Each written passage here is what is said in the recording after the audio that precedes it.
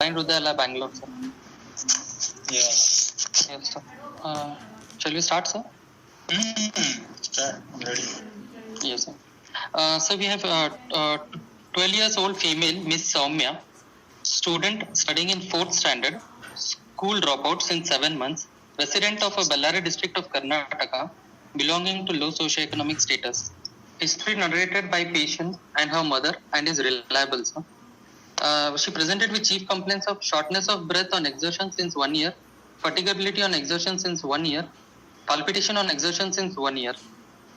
Some patient was apparently all right until 13 months ago, that is in Jan 2019, when she had history of fever that was insidious in onset, moderate to high grade, lasted for 3 to 4 days, and got relieved on taking medications. Fever was associated with joint pain and swelling. Large joints of both the legs were involved, including bilateral knee. Started with right knee, then left knee, followed by pain and swelling of both ankles after 2 to 3 days. Her joint pain was very severe and unbearable that she can't even move. Her joint pain and swelling got relieved on taking medications for around 3 days that was prescribed by a local practitioner and was not admitted in hospital for the same. She then discontinued her medications on feeling better and did not keep a follow-up in the hospital. Her fever was not associated with chills or rigors. There is no history of cough, skin rash or lesion. She denied or could not recall any history of sore throat preceding this episode. There is no history of prolonged episode or recurrent episodes of fever or joint pain and swelling after that episode. There is no history of prolonged therapy of injectable drugs. There is no history of burning micturition. After around 1 month of this febrile illness, she started complaining of shortness of breath on exertion. That is while playing, running, climbing more than 2 flights of stairs. That was in NYHA class 2. It was insidious in onset and gradually progressive. That progressed over a period of next 9 months to such an extent that she had shortness of breath even on walking 100 meters on level ground or 1 flight of stairs, and even on her daily routine activities. That was in NYHA class 3. Since 1 month. No breathlessness at rest. Her breathlessness gets aggravated on exertion and gets relieved on taking rest. She is a school dropout since 7 months due to her breathlessness and has also restricted all her activities. There is no history suggestive of orthopnea and PND. There is no history of cough associated. She also complains of fatigability on exertion since 1 year.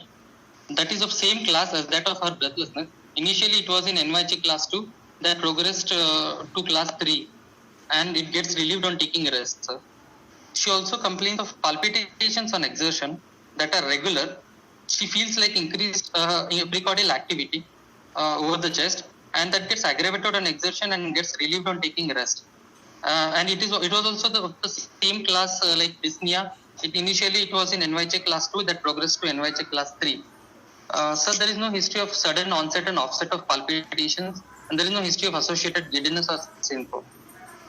After which she has visited to a hospital in November 2019 and on evaluation was told to have some valvular heart disease that will require surgery and was admitted for surgery. But however, the surgery was deferred and was told that some blood parameters is elevated and hence she needed some treatment with the medications and to be reviewed after 2 months. She was started on injection penicillin and some oral medications that included a diuretics also.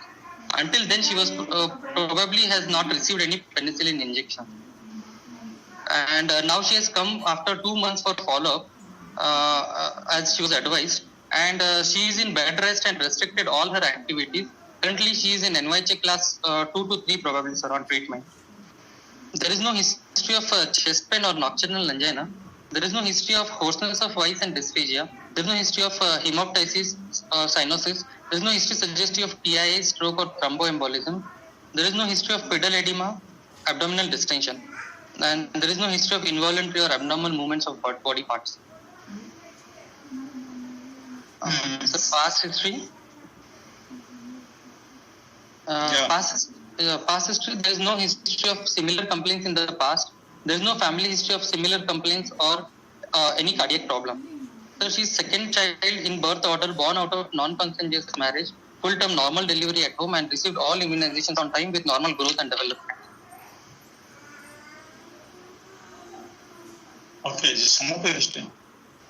Sir, we have So we have 12 years old female school-going student who had a history of fever, which was high grade, associated with joint pain and swelling, which was migratory type of joint pain and swelling, followed after 1 month by shortness of breath, fatigability, and palpitations on exertion, sir. And then she has progressed. You can tell he had rheumatic fever, acute rheumatic fever. Sorry, sir. What do you think? No, you can tell that summary. He had acute rheumatic fever. Yes, sir. Okay. She had acute rheumatic fever, followed after 1 month by history of shortness of breath, palpitations, and fatigability on exertion, sir, which progressed from NYHA class 2 to 3, and been started on penicillin later, sir. So, as per the history, I feel, sir, the patient had an acute rheumatic fever, sir, with left-sided regurgitant lesions, sir. Probably either. No. He has acute rheumatic fever and received treatment. And 1 month following the fever, he developed breathlessness, palpitation, and fatigability. Yes, And over how many days? How many years he become class 3? Sir, only 1 month. For 7 months, it has progressed from NYHA class 2 to 3, sir. Only 1 month in NYHA class 3 when she presented to our hospital, sir, in November. Listen, then over 7 months, he become class 3 breathlessness and presented to hospital. And he was planned for surgery. After evaluation, he had told to have some valvular disease and planned for surgery. Because of blood parameters, some deranged blood parameters, he was put on medical treatment and surgery was deferred. Yes, sir. So this is going to present. So here from history, so what is your diagnosis? So acute rheumatic fever or what? Sir, acute rheumatic fever, sir, with valvular regurgitant lesions, sir. Probably either an isolated mitral regurgitation or could be an mitral regurgitation with associated aortic regurgitation. Why do you think associated aortic regurgitation? Why? No, sir, maybe, sir, because if you have the patient's aortic regurgitation is associated with mitral regurgitation. So that means There is no history suggestive of aortic regurgitation. why there is Parkinson's history there? Yes, sir. Only palpitations which could be seen in mitral regurgitation. Yes, sir. No, Parkinson's is the most important history for aortic regurgitation. Yes, sir. So there could be he was planned for surgery, he planned for surgery. Yes, sir. Valvular heart surgery was planned. Yes, Not sir. done. There's some deranged blood parameters. Yes, so blood parameters was elevated, and before that, sir, she has not even received any injection penicillin, sir. So injection was started only then when she was admitted to the surgery, and then the surgery was referred, and then all that. No, that won't change your diagnosis. No, the penicillin given, not given, that has no impact on your diagnosis from history. Yes, sir. Yes, sir. So historically, she has got. Do you think chronic rheumatic fever or acute rheumatic fever? Sir, probably an acute rheumatic fever, sir. And maybe she must have got some recurrence also during the period of this 7 to 8 months, after which she has come to our hospital.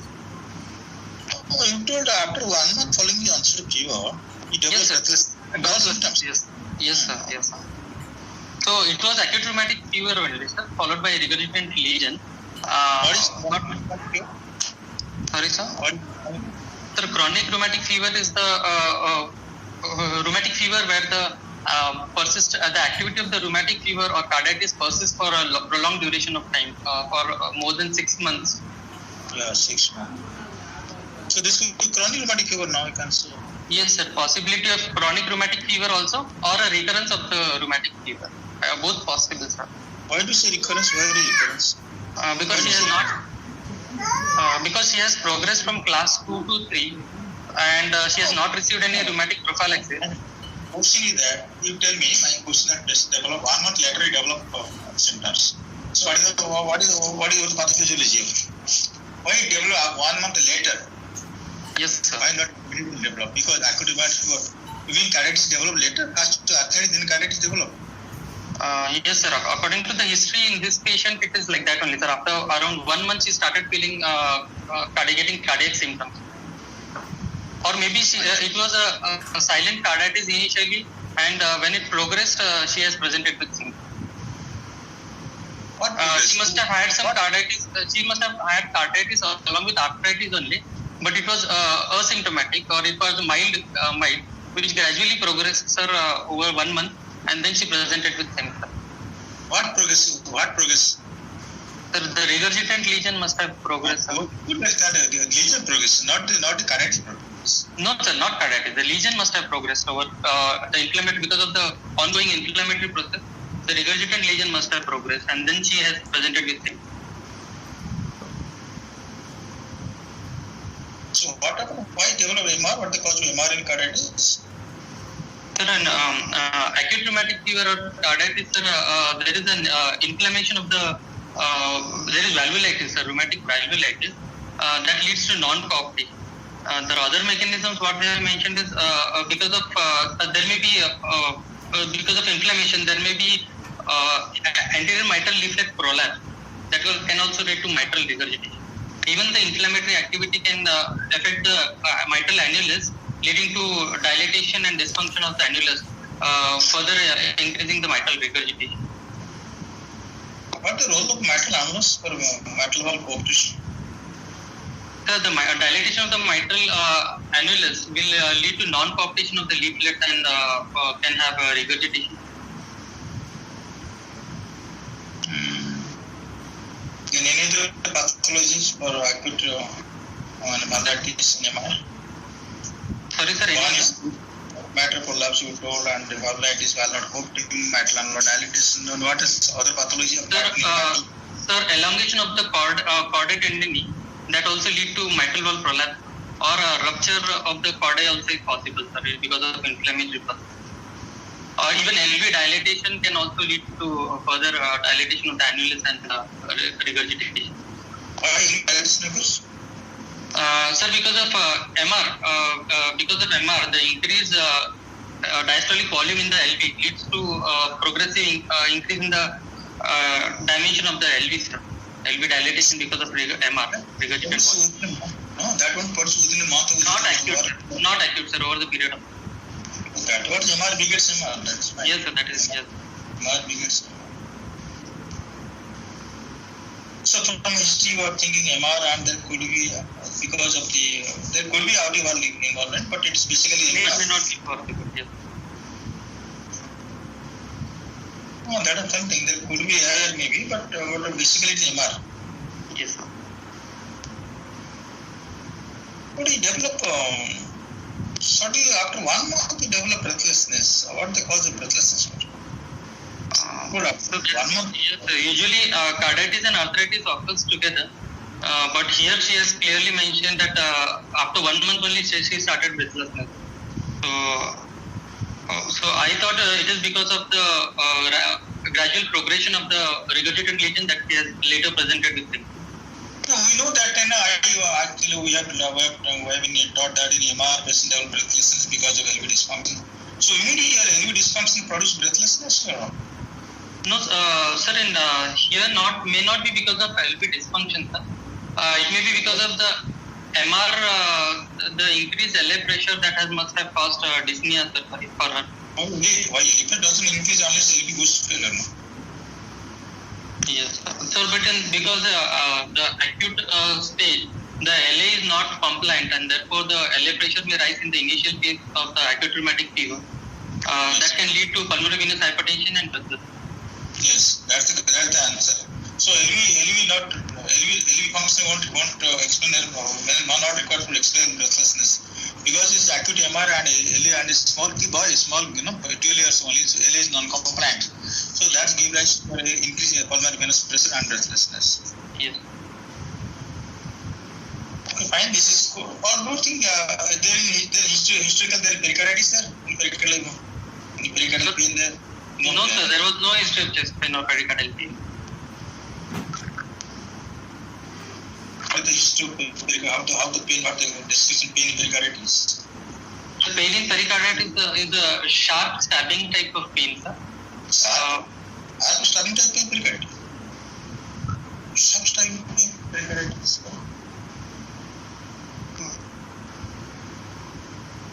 which increases in sitting position and gets relief better in the feels better in the sitting supine forward. position. Yes, sir. Sitting forward patient feels better. It increases in supine position. So very important point is the referral. Patient report of trapezes. Yes, sir. It refers to the trapeze. Yes, sir. It's very important. That is very important history. Yes, sir. Then increase in regurgitation, swallowing, Yes. Deep inspiration and swallowing. Yeah. and release mist bending forward. Okay, friends, so you can think of what is the percentage of what is the tell me the what is the valvular involvement in rheumatic carditis? So the incidence. Sir, the incidence of valvular involvement in acute rheumatic fever is most commonly involved valve is mitral regurgitation. Sir. Seen in around isolated MR seen in 70 to 75% of the patients. Sir. MR with AR is seen in around 20 to 25% of the patients. And isolated AR is seen in around 5%, sir, 5 to 8% of the tricuspid wall association has also been found, sir, in various studies, which ranges from 20 to 50%. What are you talking about? 20-25%. Which criteria, which series they are talking? Tax involved so much. This I'm is, talking with rheumatic fever. I'm asking rheumatic fever. What is involvement? yes, sir. This is about rheumatic fever only, sir. Why? Sir, carditis is seen, sir, in after first episode of rheumatic fever. Carditis is seen in around 30% of the patients in India, sir. And in recurrent rheumatic fever, it is seen that cardiac involvement is seen in 90% of the patients.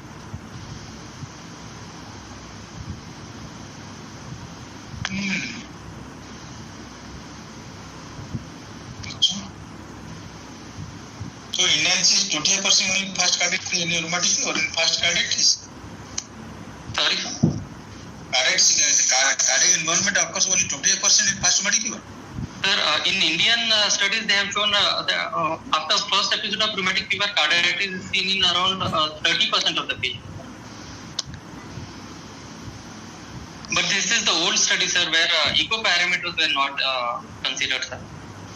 I know Only carditis. clinical carditis were diagnosed, and they were showed it as 30%.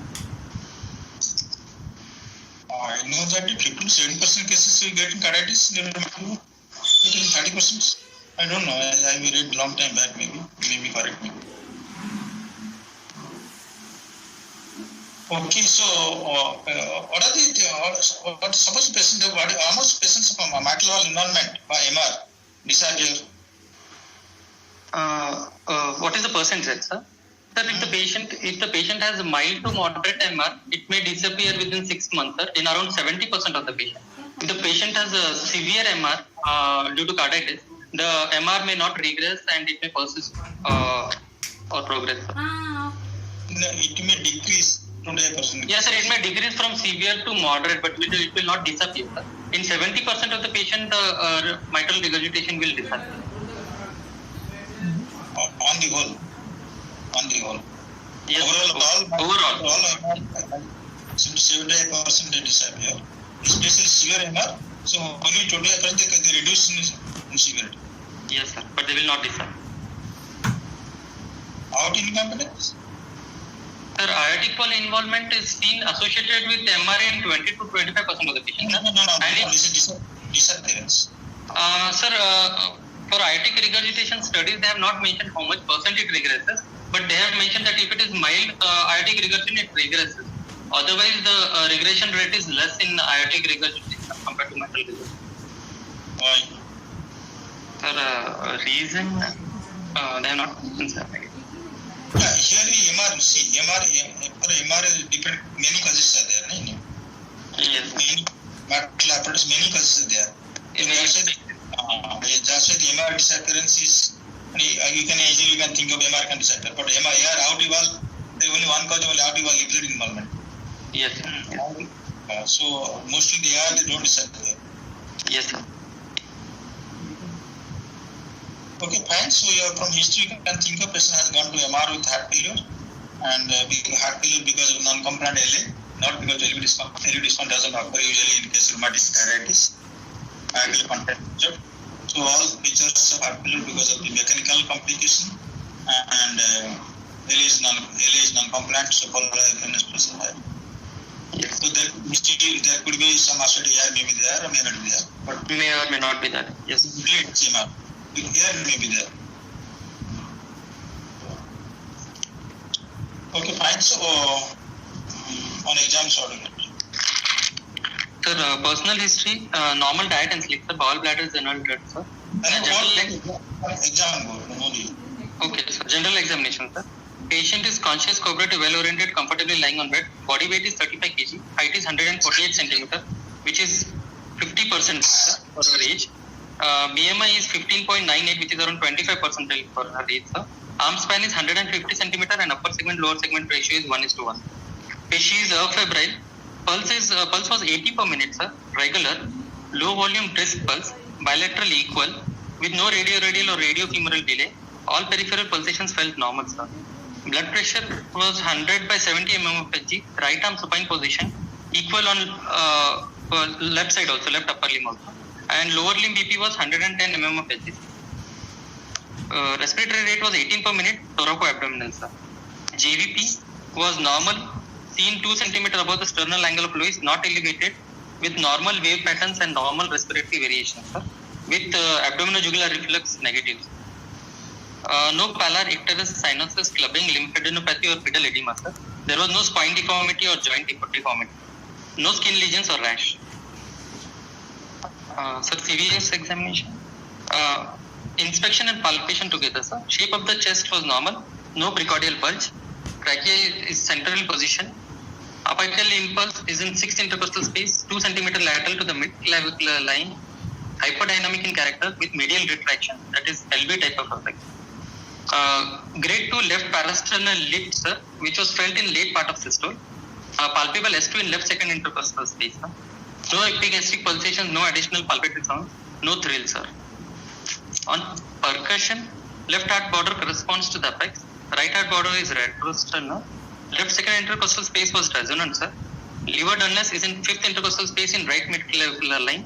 Stomach tympani on the left, sir. Sir, on auscultation, S1 was soft, S2 was wide and variable split with loud P2 component, sir. But that P2 component was loud only in the pulmonary area. It was not loud at the apex. LVS3 was present, sir. And no S4 opening snap or non-ejection clip. Murmurs, high-pitched, soft-blowing pansystolic murmur of grade 3 by 6 that was best heard in mitral area in left lateral position at end expiration that radiates to the axilla. Grade 2 by 6 pansystolic murmur heard in left parasternal region in 4th intercostal space that increases on inspiration. No other murmurs.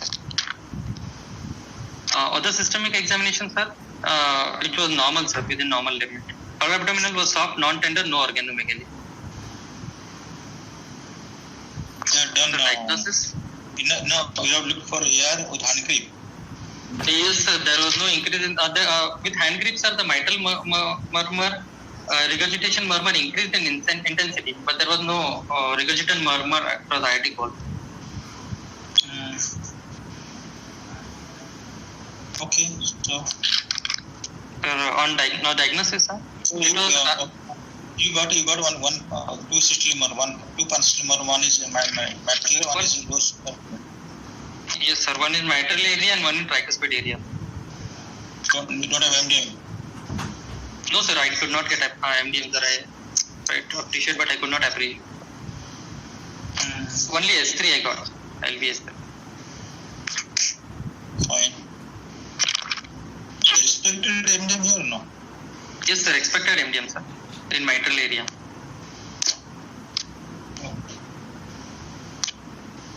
Okay, what is diagnosis now? So diagnosis is acquired valvular heart disease secondary to rheumatic fever with severe mitral regurgitation, with mild tricuspid regurgitation, with severe pulmonary venous hypertension, mild pulmonary arterial hypertension, in sinus rhythm, not in congestive cardiac failure, with no evidence of infective endocarditis or clinical evidence of active rheumatic activity, sir. No evidence of thromboembolic episode, and in NYHA functional class 2, sir, but she has restricted her activities and she was also on treatment. Severe MR you got. Why do you say severe MR? You are not getting LVS3. Yes, sir. LVS3 I got, sir. Sorry, LV, not MDM, not there. I could not, yeah, sir. I could not appreciate MDM, but there was a LV enlargement and also LVS3 was heard, and there was some evidence of pulmonary hypertension also. So I felt the mitral regurgitation is severe and significant. So you have missed MDM. Sir, yes, sir. Probably I must have missed, or but I tried to appreciate, sir. I could not appreciate. Yes. So second sound is a wide split and is mobile, you told, right? Yes, sir. Variable, wide and variable split, sir, with loud P2 component in pulmonary area. Why to wide variable? Sir, wide and variable, sir, because there is no forward stroke volume, sir. Forward stroke volume is reduced, sir. So A2 comes earlier, and so there will be wide split, sir. And it will be variable with respiration.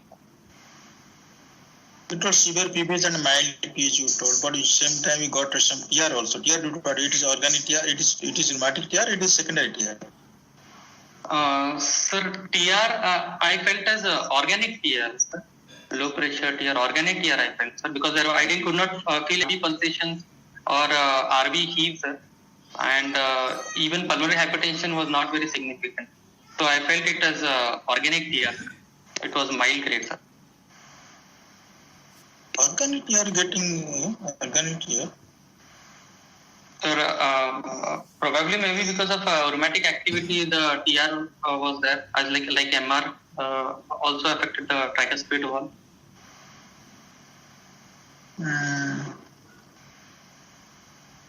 But you got a good pansexual murmur.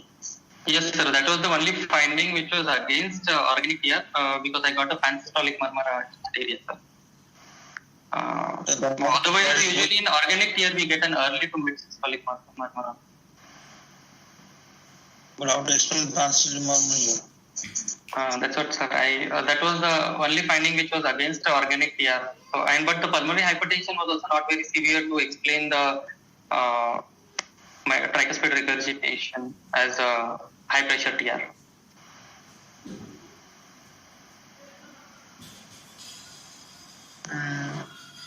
How much daily pressure thing? How much venous pressure? Sugar means how much you think?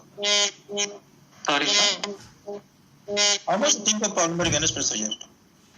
Sir, here pulmonary venous pressure probably must be more than 30, sir. 30 mm. More than 30. If you just add to 30, 42, PA mean is 42 now. Yes, sir. PA mean must be 42. Yeah. 42 means coming. What is mild PH or moderate PH or? Sir, mean it will, if it is 42, it will become moderate, sir. More than 40 mm, it becomes moderate. 25 to 40 is mild. Then take moderate PH. Okay, sir. So don't say it is organic TR. Moderate PH there. Even if organic TR there also because of RV pressure higher. So you get pansexual murmur. Okay, sir. But I could not feel RV pulsations in the epigastrium. That is your problem. Why not feeling? But as per hemodynamics, you have tell if examiner asks you to tell LM is 30 mm of mercury, a PaO is 30 mm of mercury. So you should get definitely hepatocellular reflux at least, not there. And second thing, your minimum of 40, PA mean should be 40 like this. So PA mean 42 means you definitely PA 60% more than 55. Yes, sir. Yes, sir. 55, 60 like that. So it becomes moderate. Yes, sir. Moderate PA. And even if it could be organic TR, doesn't matter. When the RV pressure 60, it normally pansystolic. Doesn't matter what the cause of TR here. Yes, sir. Yes, sir. So if you say severe PVH, what to say severe PVH? Patient has got no orthopnea not there. Sir, she is on treatment, sir. She was in NYJ class 3 when she presented, sir, breathlessness. And since she is on treatment, probably she did not have any. She didn't. She did not progress with the symptoms. Mind here, what the sure sign from history wise, sure sign of severe PBH is orthopnea or pulmonary edema. Yes, sir. Understand? But since the patient has developed pulmonary artery and hypertension, I felt the PBH should be severe. It could be moderate PBH also. Okay. Moderate PBH, supposing 22 year PA, pulmonary vein. 20 millimeter mercury pulmonary venous pressure, 22. So 19 to 24 or 20 somehow no 18 to 19 to 24 or 20 to 24 is a moderate PBH. Yes, sir. Suppose it's 2022, you can explain that. So don't say moderate 30 millimeter mercury. Which is 30 mercury, you have to tell the patient has got no. See, the patient developed very recent history. This is not a chronic heart failure. This is recent history of heart failure. 5-6 months. So that means the patient severe PBS. You would have developed some orthopnea. The orthopnea, pulmonary edema, not there. The patient developed acute severe MR. Not there. He has got MR progress over months. Yes, sir. It progressed over months. Yes, sir. So moderate PBS and mild PH we can say. That way we can escape. Severe PBS and mild PH is difficult to explain. Okay. And so certainly not acute MR, you have got a consistent murmur. Understood? Sorry. Yes, sir. Here is murmur apex mitral murmur. So not acute MR. Okay. And LA is not that non-compliant. So yes, sir. Consistent murmur. Yes, sir. Understand? Yes, sir. Okay, fine. So it is could be severe MR and there could be TR, moderate TR also. So mild to moderate, mild TR or mild TR, but your GP not raised here. And hepatojugular reflux negative, probably the patient, 12-year patient may not able to. You can say that this 12-year child is not able to follow my command. So you have to talk like this. I expect his hepatojugular reflux to be positive, but here she didn't follow my command. So didn't cooperate with me for abdominal reflux. So you have to talk like this, no English that way. Okay. So good. So then you expect here because see normal he has got cardiac affairs gone 6th out.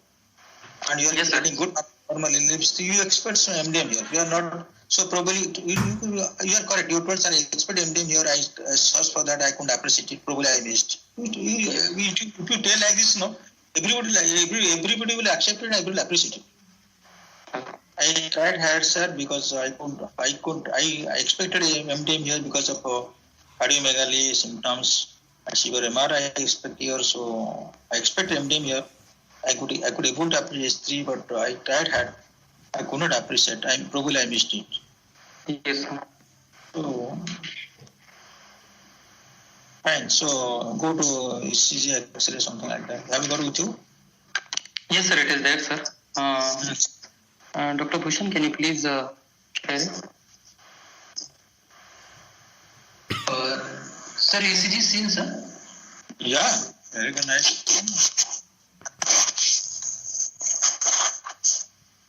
Sir, 12-lead surface ECG, sir, with a normal standardization and speed, sir. So P-wave is seen normal, sir. There is no bifid P-waves in lead 2. Even in lead V1, there is no P-negative terminal force, sir, to suggest left atrial enlargement. Is LA that? No, sir, no evidence of LA enlargement on ECG. So that means patient is not LA, not much enlarged, okay? Then this next question asked what is the sensitivity? Is sensitivity of enlargement? No, how much sensitivity, how much specificity to diagnose LA abnormalities from ECG? And who is more sensitive one? Sir, ECG is not very sensitive for diagnosis of LA enlargement, sir. You must know what you should tell figure actually. You should tell. It is in all book. Every book are written this.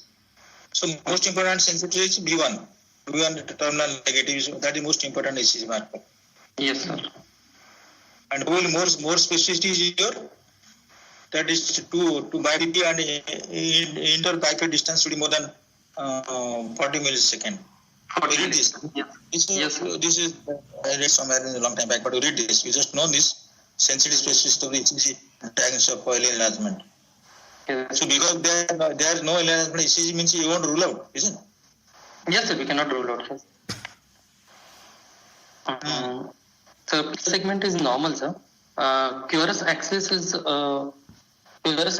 around plus 60 degrees, sir. Plus 60 degree. Yes, sir. Really? Yeah, did negative fine, okay.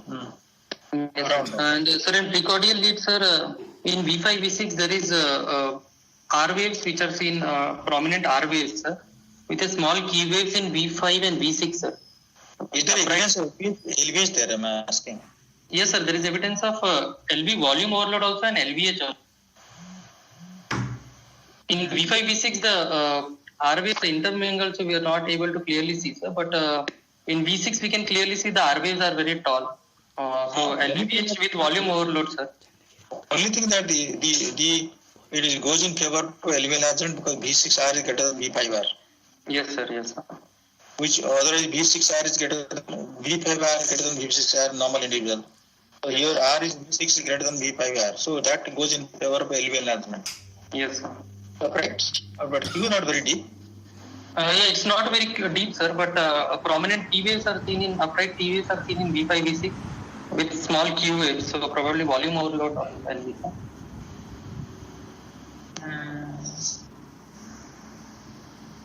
Okay.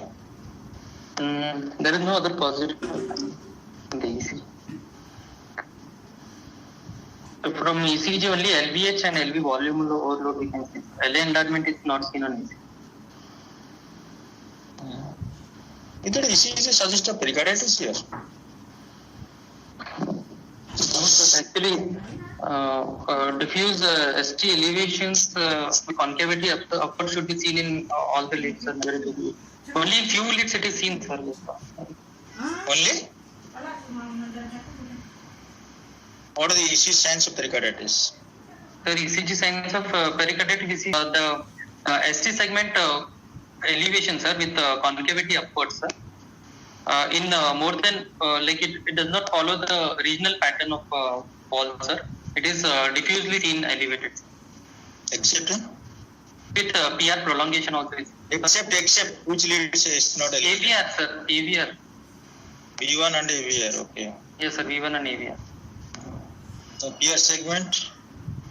So in the carditis, PR segment will be elevated. Will be prolonged, sir. PR segment. PR interval. That segment you tell me pericarditis. Pericarditis, PR segment will be depressed, sir. The 4 stages of ECG changes in pericarditis. So I'm not asking from the rheumatic. I'm asking. I'm just testing your knowledge. So pericarditis. What are 4 stages of pericarditis ECG changes? Sir, I don't know the order exactly, sir, but we see PR segment depression. No, segment because you are going to appear exam tomorrow. You should know order. Yes, sir. Sure, sir. I'll sir. Very good, so fine. Sure, sir. Okay, from ECG, there is sense taken there? Yes, sir. Around 100, sir. More than 100, yeah. 90. Yeah, it's around 90. 90?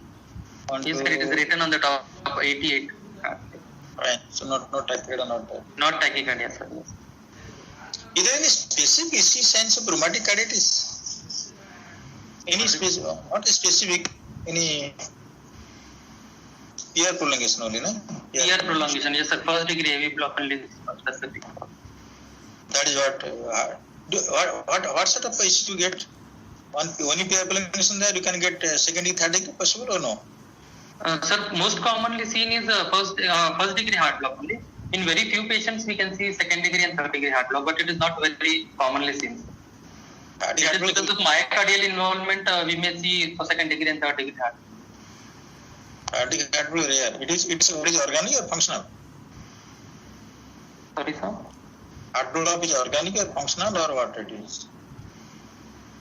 Sir, organic, sir. Rheumatic carditis. Rheumatic carditis. And the heart block, AV block is functional AV block or is organic? Sir, organic, sir, because of inflammatory process fed into myocarditis. That may cause functional, yes. Will these all things? They'll ask these things. Okay, go to X-ray then.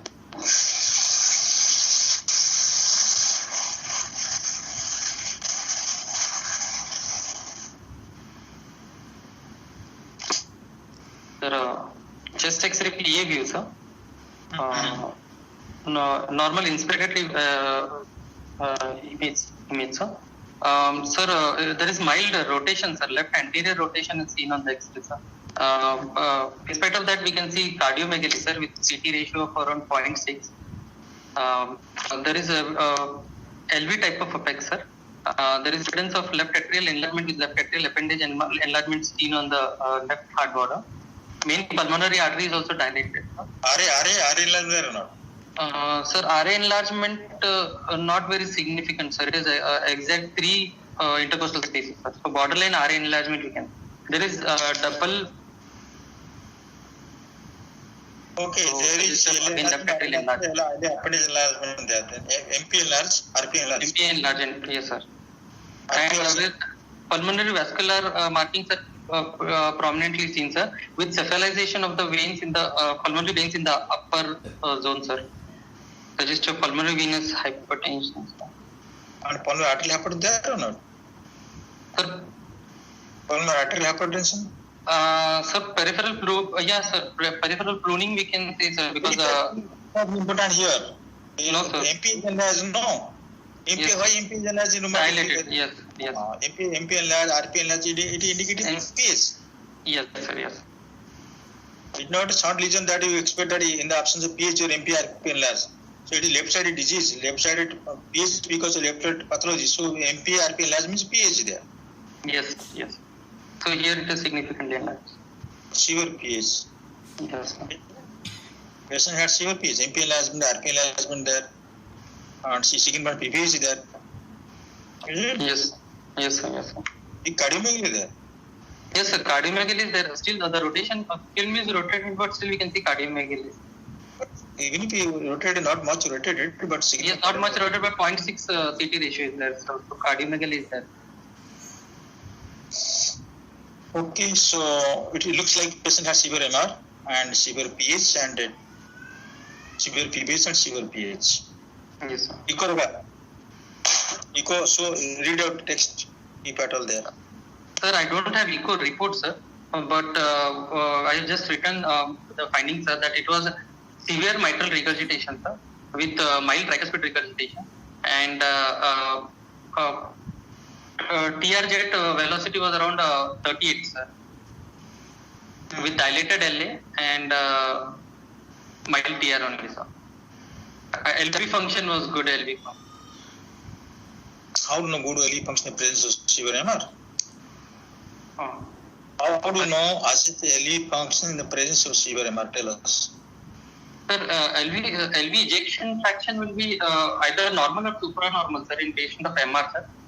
It is because the LV contracts against a low No, pressure. I'm not asking that. I'm not asking the theory here. How do you assess LV function in the presence of severe MR?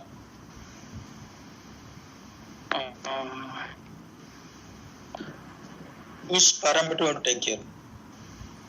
Sir, LV apex will be heaving apex, sir, if there is LV dysfunction. क्या बोला तुमने? What do you tell? Sir, apex will be heaving type of apex, sir, if there is LV dysfunction. Heaving type of apex will get LV dysfunction. MR, I am a question the echocardiographical. Sir, Echocardiographical, how do you assess LV function in severe MR?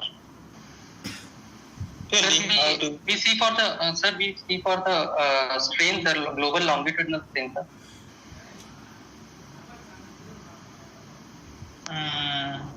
Ejection fraction will tell you. And which more important ejection fraction, end-dash dimension, end dimension? Sir, it is ejection fraction less than 60% is that is LV dysfunction. End systolic volume, if end systolic dimension, if it is more than 40 mm, is also significant, sir. So end systolic dimension is important, is it? Sir, both, sir. Ejection fraction less than 60% and LV end systolic dimension more than 40 mm.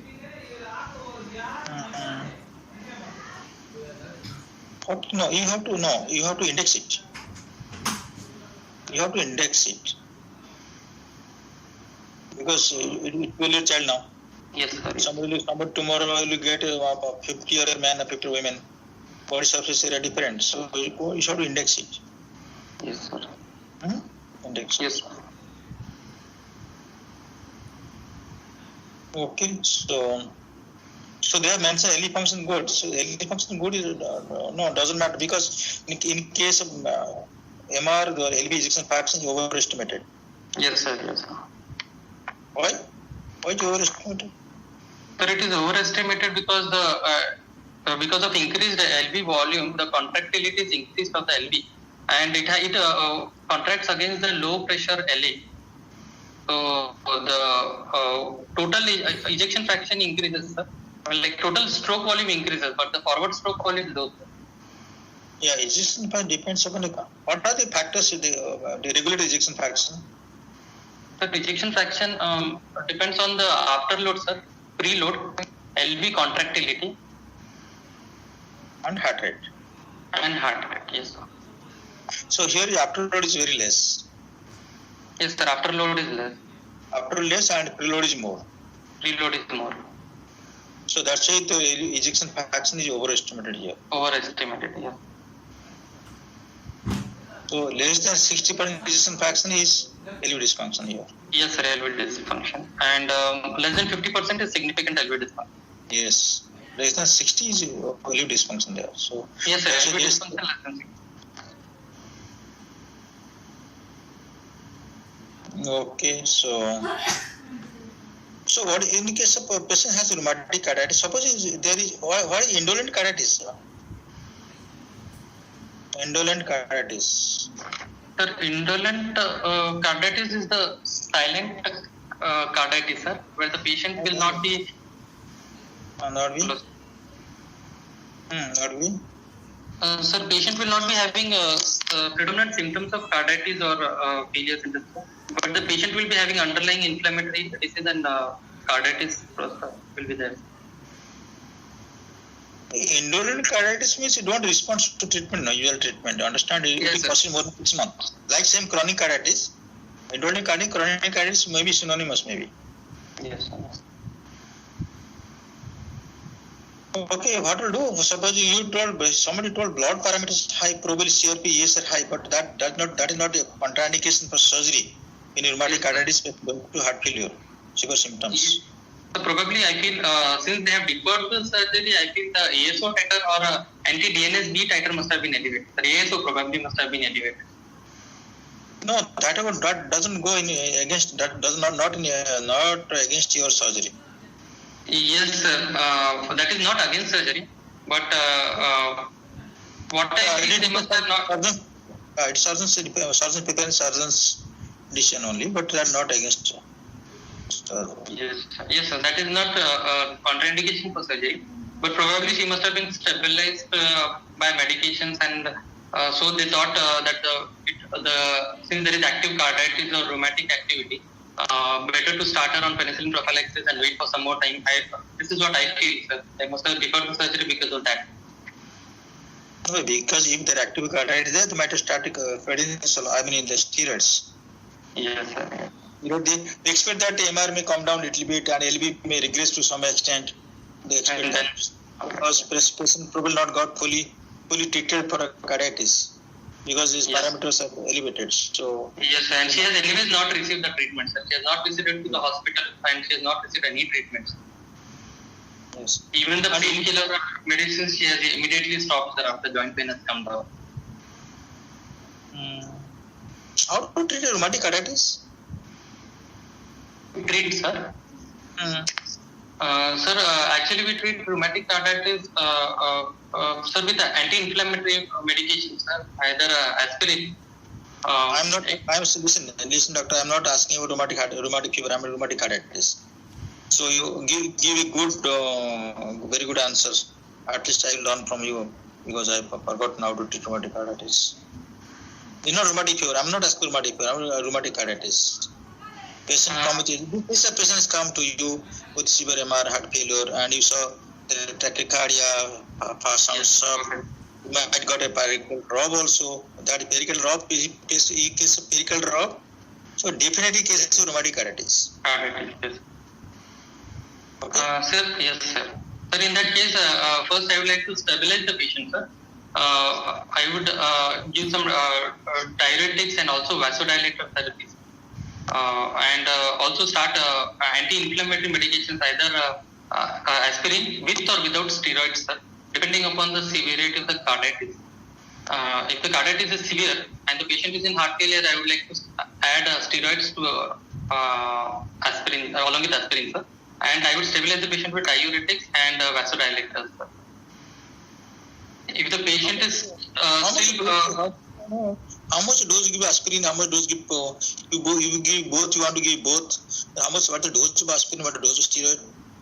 Sir, aspirin, sir, to start with, we'll start with 100 milligram per kg per day, sir, in divided into 4 to 5 doses, sir. Aspirin, 100 milligram per kg per day.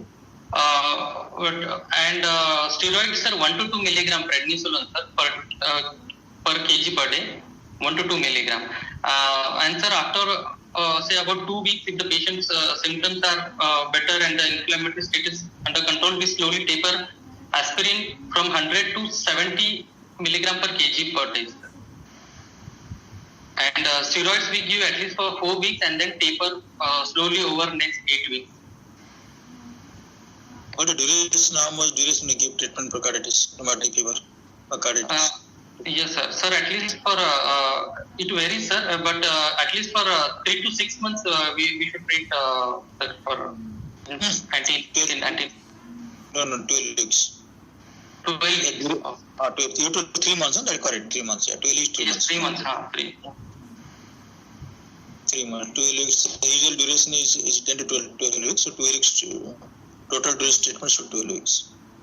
Okay, after the some say give 4 weeks, or some say all the parameters patient feels better and all the parameters has come down to normal, then you can taper the doses. And if you're giving steroid, if you're not giving aspirin, fine. So in the latter part of the treatment, you have to combine with the steroid, otherwise patient have a rebound. Yes, sir, they have rebound. Yes. You have to steroid and aspirin they overlap. So each other then finally. Yeah, yes, we have to cautiously taper the steroids. Okay, it's a good case. Your present also good. Thank you, sir. They will ask you other questions here.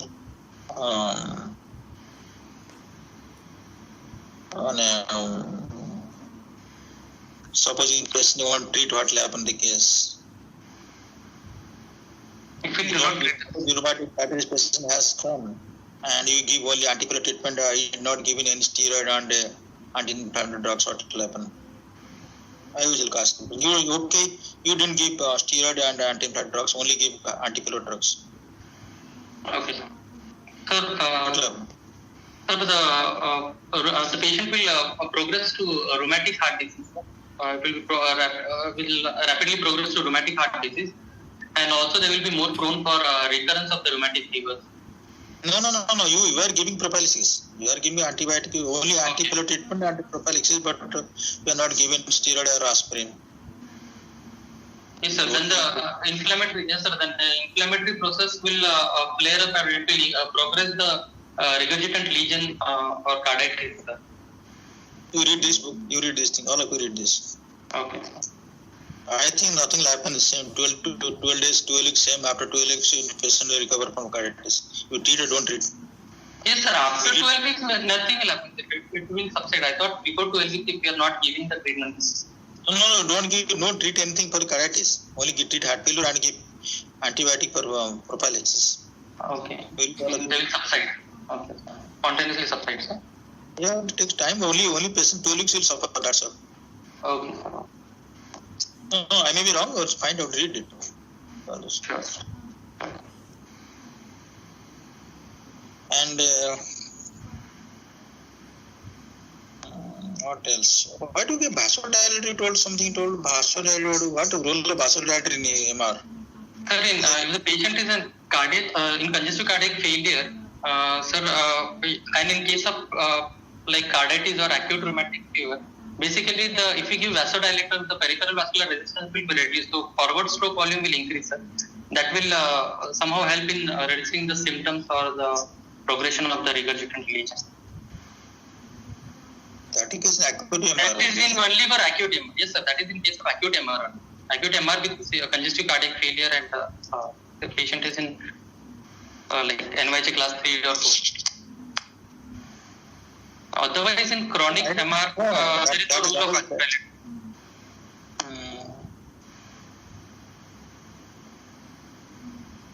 Okay. Any inotrope, sir? Role of inotrope also in acute MR. Patient has then inotropes may help them. Like when there is patient is in shock, cardiogenic shock, and low cardiac output, LV dysfunction. In case of acute MR, in that case, inotropes with vasodilators may help. Sir.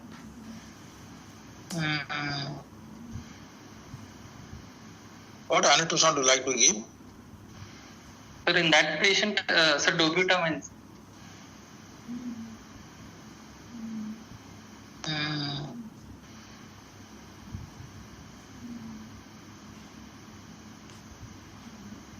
Why not? Sorry, sir. Why not phosphodiesterase inhibitors? Why not phosphodiesterase 3 inhibitors? Okay, sir. Sir, we may. I don't know, sir. I'm sure about that. That will reduce your pulmonary vascular resistance and also help in get contractility. If you are to MR and going to LV failure. Okay, But I don't know, those are equal in rheumatic carditis, I don't know.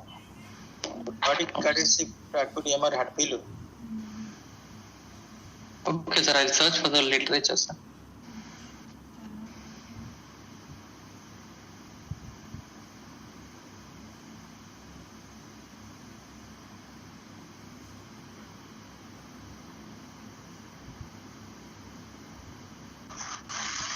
Okay. I don't know. Hello, are you hearing me? Yes, sir. Yes, sir. Acute rheumatic carditis with MR, the role of inotropes. I don't think Yes. any there. We read these things. These are things, because this is a case, this is only simple case. So MR carditis, they'll ask all the rheumatic carditis and they will ask the pathophysiology MR and natural history of rheumatic carditis and any Indian study of rheumatic heart disease. So they'll ask these questions. Okay. And, fine, good.